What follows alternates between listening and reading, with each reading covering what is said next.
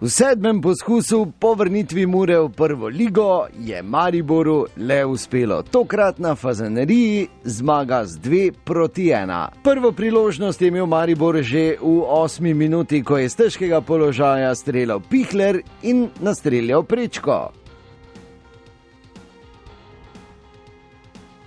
No, prvi gol pa je padel v 17. minuti. Krasna akcija Maribora, vijolični bojevnik za 2019 je naložil žogo tokrat na svojo levico iz kakih 18 metrov in zadel malo mrežico. Šafarič je bil nemočen.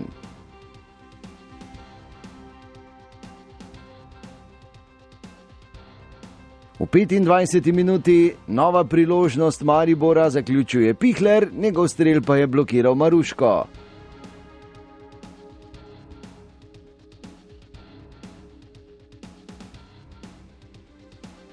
V 31. minuti še en dober poskus Požeg Vancaša, Šafarič pa je žogo odbil kot.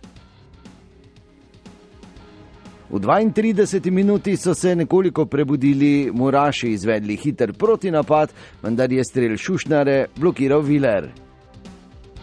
V 35. minuti pa prvi od dveh sporno dosojenih oziroma nedosojenih ofsajdov. Neupravičeno razveljavljen zadetek, kajti v trenutku podaje Kronavetra Rudi ni bil v ofsajdu, kot razkriva ta posnetek.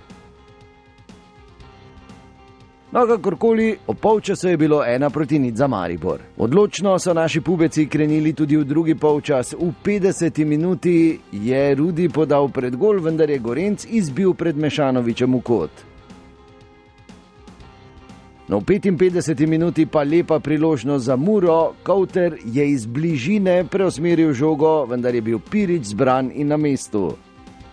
V 59. minuti še ena priložnost za Maribor, po odbitku je do strela prišel Koblar, ki pa je žal nastreljal Gorenca pred golovo črto.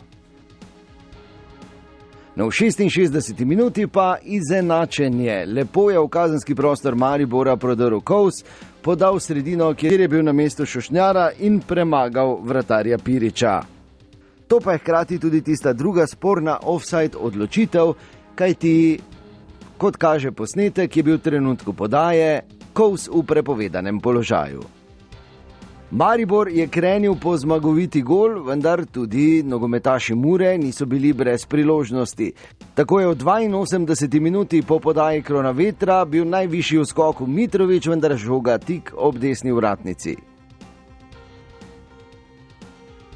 No, v 86. minuti pa zmagoviti gol za Maribor. Izjemna podaja Mitje Vilerja v slogu quarterbackov v ameriškem nogometu. Kotnik je bil hitrejši od domače obrambe in nato še uspešnejši od Šafariča za 2-1. V 92. minuti pa še zadnja priložnost za Muro, ko je Filipović prišel do strela na robu kazenskega prostora, pa zgrešil vrata. Na koncu zaslužena zmaga Maribora nad Muro z 2-1. Oddelana tekma dobro, v prvem polčasu zaradi te drugačne postavitve tudi veliko svobode za Rudija in za Krono. Tu sta se zelo dobro znajdla in škoda, da človek ne more potem v drugem polčasu nadaljevati v istem ritmu, ker so bile distance veznih res enormne, vendar super tekma. Čeprav je tu lepo zmagati in res že dolgo nismo zmagali proti eni odlični ekipi, moramo res ostati mirni, brez neke euforije, čez 3 dni nas čaka že nova tekma in tako sem rekel, vsaka tekma zdaj do konca je za nas eno malo finale, treba se dobro spočiti in soboto po moje 3 točke.